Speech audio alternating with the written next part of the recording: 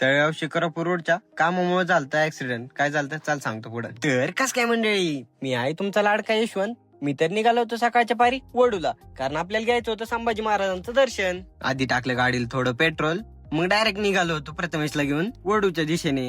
इतर झालं पॅक, कारण आपल्या रोडचं काम चालू असल्यामुळे भरपूर फुपाटा उडतो. आल्या आल्या झालं संभाजी महाराजांचं दर्शन. जीवा काठी खून बहाया, जीवा काठी खून बहाया, पका सौदा किया नहीं, धर्म सौदा किया नहीं, जीवाची जागे तारताव.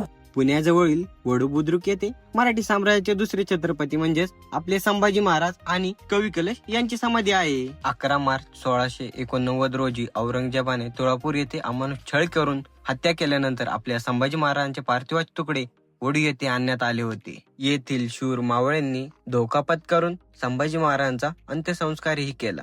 महाराजांच्या अंत्यविधीमध्ये रायप्पा मार यांची महत्वाची भूमिका होती. मुजरा या अशा राजांना ज्यांनी आपल्या धर्मासाठी आपला जीवही न्यूच्यावर केला. पण आपण काय करतो माहिती का, जातीभेद करून आपल्या आपल्यातच फूट पडती. खरा तो एकच धर्म म्हणजे हिंदू धर्म.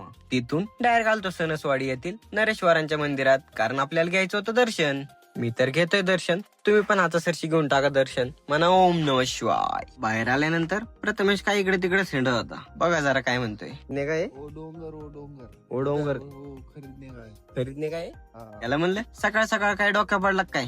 आणि तळेगावला माघारी येताना रोडचं काम चालू असल्यामुळे रोडची पूर्ण नासाडी झालेली आहे. त्याच्यामुळे काय ऍक्सिडेंट सारखेच होत आहेत.